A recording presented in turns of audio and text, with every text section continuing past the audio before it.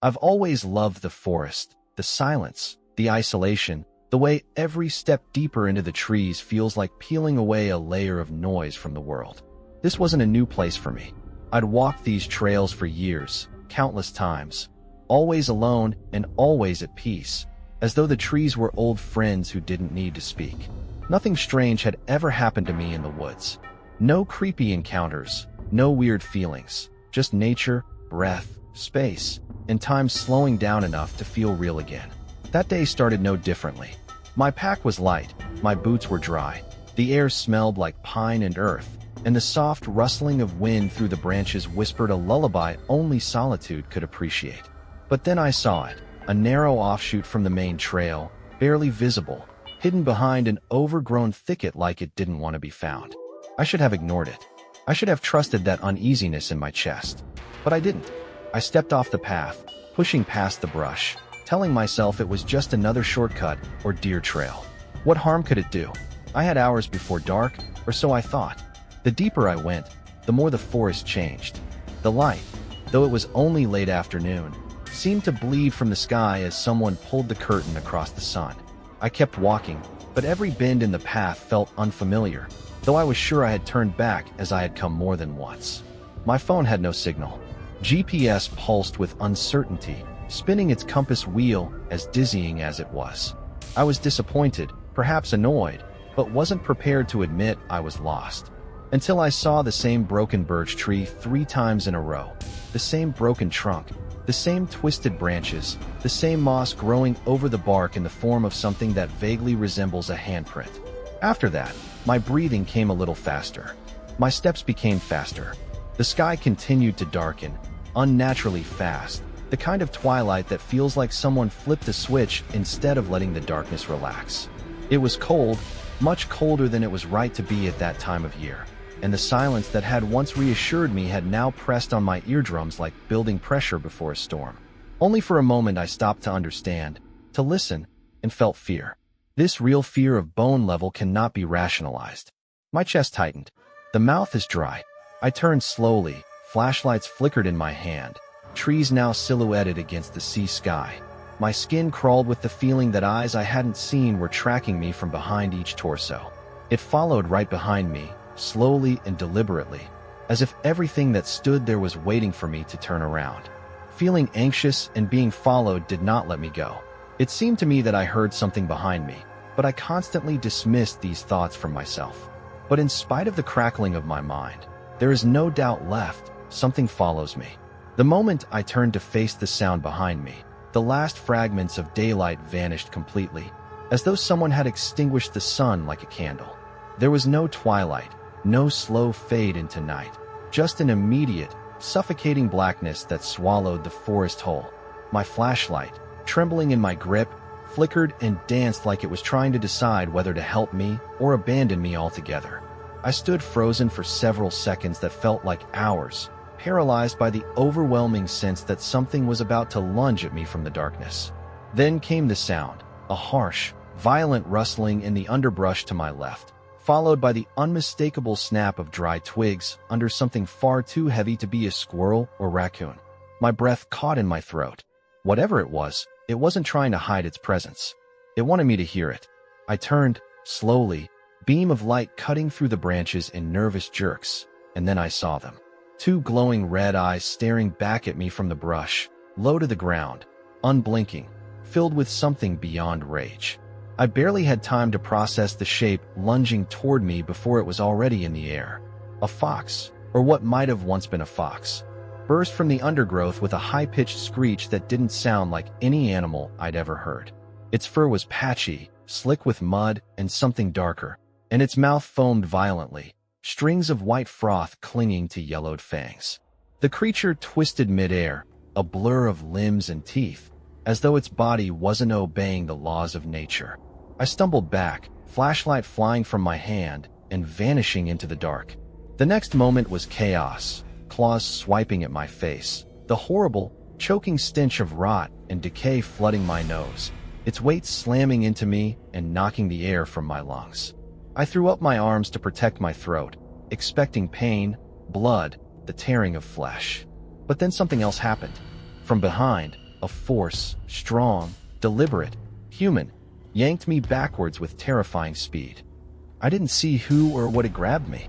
I didn't feel fingers or arms, just motion, power, and the sound of the fox hitting the ground where I had been a second earlier, its howl of frustration echoing through the trees like a scream from the gut of the earth. Everything went black. I don't know if I passed out from fear or if something else happened. Maybe I hit my head. Maybe I just shut down. But when I opened my eyes again, I was somewhere else, not far, but somewhere new. I was lying against the base of a tree, my backpack half open, the flashlight flickering faintly a few feet away. My arms were scratched, my legs bruised, and my shirt was torn like something had clawed at me in a frenzy. But there was no blood, and more disturbingly, no fox. No prints, no fur, no sound. The forest was dead silent again, but it felt heavier now. I sat up slowly, still catching my breath, the memory of those red eyes burning behind my eyelids. Something had saved me, that much I was sure of. But something had also wanted me dead. And as I struggled to stand, my entire body stiff and trembling, one horrifying thought formed clearly in my mind. I was no longer alone in these woods, and whatever was out there wasn't finished with me yet. When I finally managed to drag myself to my feet, every muscle in my body felt like it had been twisted and wrung out like wet cloth, trembling under my weight as though the forest itself had drained me of something I didn't know I had. My thoughts were cloudy, but one instinct remained sharp and undeniable. I had to get out. I had to find the trail again. I stumbled forward, following the vague direction I thought I had come from, but the more I walked, the more I realized the trees were wrong. They had shifted, not in placement, not in any way I could explain, but in presence. The shapes of their trunks were different now, gnarled and stretched as though they'd grown older in the span of an hour. The forest no longer felt like a place where I belonged, but like a mind that had noticed me, examined me, and decided to play with me. I knew these woods. I'd memorized every turn and landmark over the years, yet now, nothing matched. Even the ground was unfamiliar, too soft in some places, too hard in others, and I kept sinking ever so slightly with every step like the forest didn't want me to leave. My flashlight, flickering and stubborn, became my only tether to the world of the living. The batteries were fresh. I checked them that morning, but the beam kept dying, dimming, then flaring back to life like something was trying to snuff it out and failing. Every time the light faded, I felt the dark press in like wet cloth wrapping around my neck. Then the whispers started. At first, it sounded like the wind trying to form words, a trick of the mind, I told myself, just paranoia setting in. But they grew clearer, more precise. They said my name. Not once. Not whispered weakly from some corner of the woods. But again and again, overlapping from all directions, like the trees themselves were learning my voice and throwing it back at me, fragmented, wrong. I spun in place, flashlight swinging wildly, carving slashes of pale light across the bark. My heart thundered. My breath came in gasps. And then I saw it, just ahead, between two trees, tall, thin, humanoid. A figure, blacker than the darkness around it, standing still, impossibly still, with no eyes, no mouth, no motion at all. The air grew colder, heavier, like the atmosphere itself was pressing down on me. I didn't dare move. My body, frozen between instinct and logic, waited for something, anything, to explain this away, but nothing came. Just the sound of my own heartbeat pounding in my ears and the whispers growing louder. I don't know how long I stood there, staring into the emptiness where that thing had been, but it felt like hours. My arm was cramping from holding the flashlight out in front of me, and my legs were locked in place as if they no longer trusted me to run. I finally forced myself to move, one step at a time, not because I had a destination in mind, but because standing still felt like surrender. The whispers had stopped, but in their place came something far worse, a silence so absolute that it felt carved into the air itself. No wind, no leaves rustling, no insects humming, no distant owls calling. And then, without warning, my flashlight blinked once and died. No flicker, no dimming. Just gone. Complete blackness.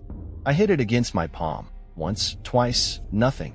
The darkness swallowed me whole, pressing against my skin, wrapping around my limbs like wet velvet. And just as panic started rising in my throat, it flickered back on full brightness, no explanation. The circle of light landed on a tree just ahead, and there, for a split second, I saw fingers slide behind the trunk. Not paws, not claws, fingers. I turned and ran. Not with any direction, not with any purpose, just with the kind of pure survival instinct that overrides logic and shame. Branches lashed my arms. Roots tried to trip me. But something was chasing me now, not by sound, because there was no sound, but by presence. I could feel it behind me, breathing, stretching, reaching. I needed to get off the ground. That thought slammed into me like a command, and I found a tree tall enough, thick enough, with branches just close enough together. I climbed like I was drowning, hands slipping on bark slick with sweat and fear, heart battering my ribs like it wanted out. I settled high enough to feel safe, perched like some broken bird, and when I finally dared to look down, I saw them. Shadows, half human, half not, sliding through the trees below. They didn't walk.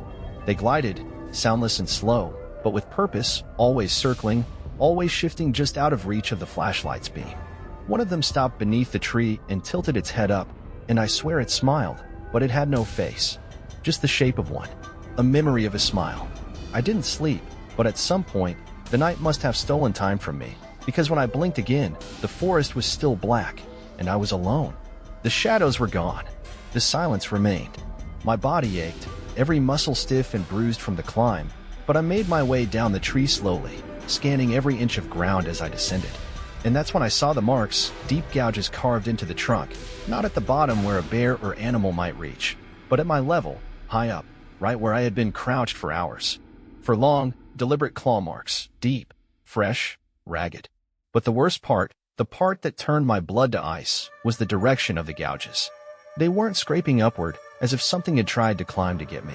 They were slashed down, from above, as if something had already been there. Waiting, watching, hovering just above my head in the dark. I didn't remember falling asleep. I only remember the cold creeping up my spine as I opened my eyes to the same moonless sky, the same suffocating dark pressing in from all directions, as though the forest had locked me inside a coffin of trees. My legs were stiff, my fingers numb, and yet the adrenaline still pulsed through me like I'd never stopped running. I tried to convince myself that the claw marks were just the wind, or animals, or the wild hallucinations of someone pushed beyond exhaustion, but the lie didn't last more than a few steps. Something had changed in the woods, not subtly, not secretly. It was open now, aggressive, alive in a way that trees should never be. The air didn't feel still anymore. It felt like it was crawling over my skin. I could hear them, not the whispers this time, but footsteps. They didn't echo, didn't crunch on the forest floor. They were soft, but wrong, like wet feet dragging through pine needles just a few feet behind me. I turned. Of course, there was nothing there. But as soon as I started moving again, they started too. Step for step, always just behind me, never seen, never heard when I stopped, only felt. Like breath brushing the back of my neck with each pause. I walked faster, then slower, then stopped entirely, trying to trick it. But it was smarter than that. It mirrored me perfectly, mimicked me so well that I started wondering if I was hearing my own steps with a delay, if somehow the forest was turning me against myself. My flashlight stayed dim, flickering weakly, and I stopped shining it behind me because I was afraid of what I might actually see. Then the voice came clear, warm, unmistakable. Sweetheart. It was my mother's voice. Exactly the way she used to sound when she called me in from the yard at dusk, when the world still made sense. But my mother had been dead for 7 years, buried in a plot overlooking the river near her childhood home. I froze in place, throat dry as sand, hands trembling so violently I thought I might drop the flashlight. The voice came again, softer this time, almost pleading. Why won't you look at me? And for the first time since entering these woods, I felt something worse than fear-guilt. The kind of crushing, twisting emotion that makes you doubt yourself, your sanity, your memories. I closed my eyes, refusing to turn around. I whispered, "You're not real." And then, right next to my ear, I heard, "Then why am I crying?" I ran. Not the stumble I've managed before, but a complete sprint, branches clawing at my skin, roots trying to catch my ankles. My breathing was ragged, tears burning in my eyes as shadows raced past me in my peripheral vision, always disappearing before I could look straight. My body screamed for rest, but something deep inside me knew that stopping meant giving up, and if I gave up, I would just die. The air had changed again. Thicker, wetter, tainted by the scent of rotting leaves, and something far worse beneath it, like decayed sweetness mixed with rust.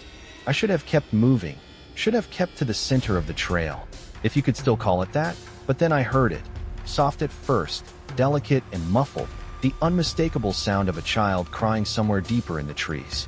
I froze. It didn't make sense. There were no houses out here, no campsites, No reason for a child to be alone in these woods, especially not in the middle of the night. And yet the sobbing sounded real, heartbreaking, full of long, broken gasps and little whimpers between shallow breaths, like someone so young they didn't even know how to cry properly. Against every shred of logic I had left, I followed the sound.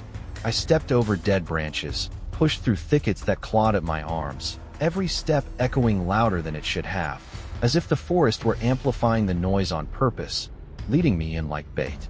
And that's when I found it. A teddy bear nailed to a tree, old, torn, soaked through with something dark that wasn't rain.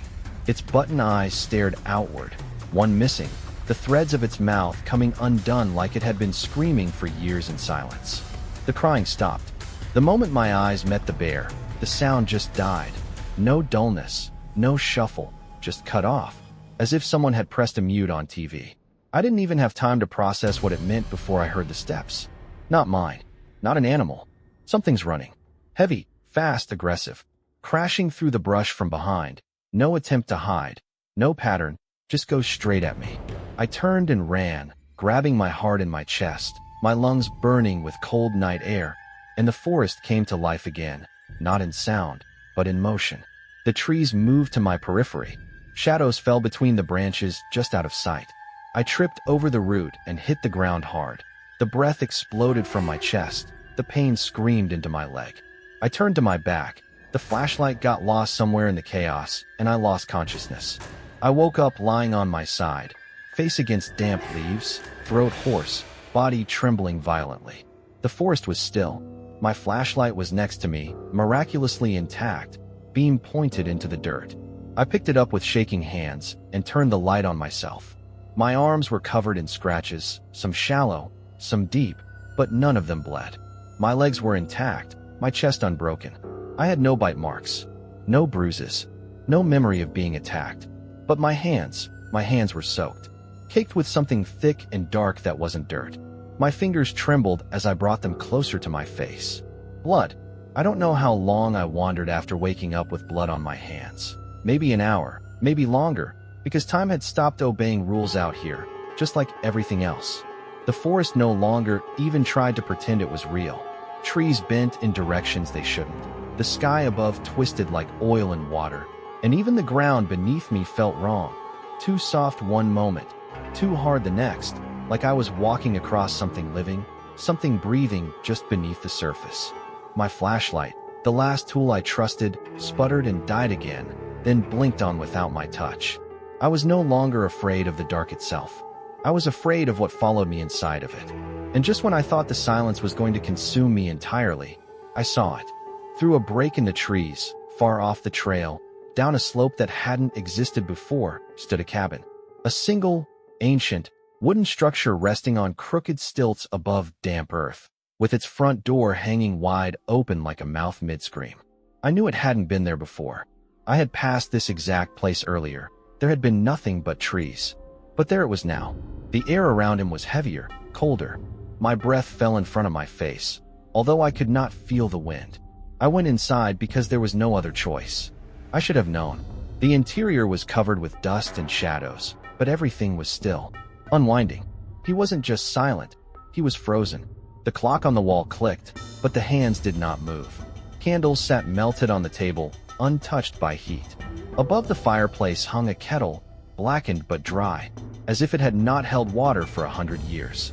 On the far wall, the full-length mirror tilted slightly, reflecting the room behind me. I needed a little break and decided that this would be the safest place in this forest, at least then it seemed to me so. Superficially all glancing, I found some notebook. The map in the journal was crude but unmistakable.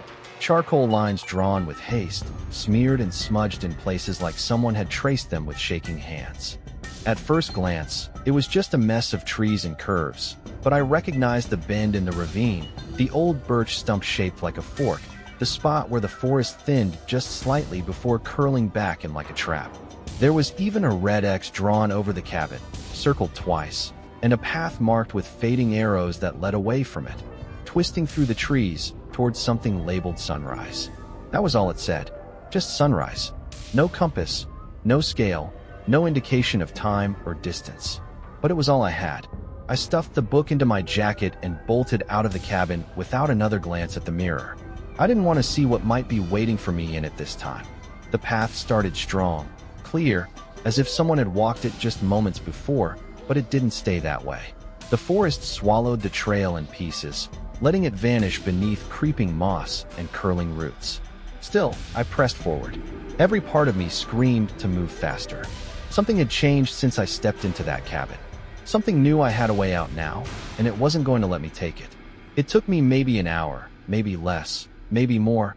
Time lost all meaning, but eventually I saw something that made my stomach spin in a knot. Traces. My own, unmistakable in the mud. Tread my boots, dragging the mark out when I came across the twisted route. I've been here before. The path was a loop. I didn't just get lost. The forest turned me over. But worse, near my prints, there was another set. Long, narrow, wrong. Barefoot. The fingers are too long. The arch is wrong. They followed me perfectly, as if walking just inches beside me all the time, just never seen.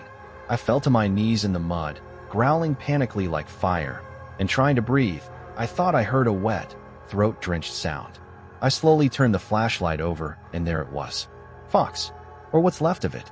The same motley fur, the same ragged jaw, the same red eyes, but now his body is bloated, twitching. Flies buzzed around open wounds, and yet, he was still breathing. Not natural. His chest rose in jerks like something inside, forcing him to imitate life. His head rolled unnaturally to the side and landed on me with a look that did not blink. I retreated so quickly I slipped in the mud and hid at the base of the tree. I ran until I couldn't breathe, until the weight in my chest felt like it was collapsing my ribs, until my vision blurred and the cold night air tore at my throat like broken glass. The forest around me was no longer just dark. It was alive, shifting with every step, whispering to me in voices I almost believed. The path twisted beneath my feet like it was trying to pull me down, roots rising like fingers, branches clawing at my jacket and face. I didn't know where I was going anymore, only that if I stopped, I wouldn't exist as me much longer. My name, my memories, my face, all of it had begun to fade around the edges like an old photograph left in the sun too long. The hallucinations had turned into memories that weren't mine, and I could feel them tightening their grip on my brain like vines on bone. And then something changed. It was small at first. A shift in the color of the sky through the breaks in the trees. Not black, not even gray, but blue. A soft, pale, trembling blue like the world was remembering light for the first time in centuries. I stumbled toward it, slipping in the frozen mud, tearing through thorny brush that pulled at my clothes like hands trying to hold me back. The shadows hissed around me. I could feel them retreating. The farther I pushed toward that faint blue glow, the more they scattered, like fog peeling away from fire. My flashlight had long since died, but now the forest was slowly coming into focus. The outlines of trees, the frost on branches, the path that I had lost so many hours ago, all of it returning. And in the distance, just past the bend where the forest thinned, I saw it, a break in the trees. I broke into a sprint, limbs numb, breath wheezing, and the instant my boots touched the frozen grass beyond the tree line, I dropped to my knees. The sun, weak but rising, crested over the horizon like salvation itself. Warmth didn't come right away, but the dark was gone. I turned back toward the woods, expecting one last horror, one final shape in the trees, but there was nothing. I don't hike anymore. I don't leave town. And sometimes, not often, but enough, I hear rustling outside my window just before dawn, and I think, maybe I didn't come back alone.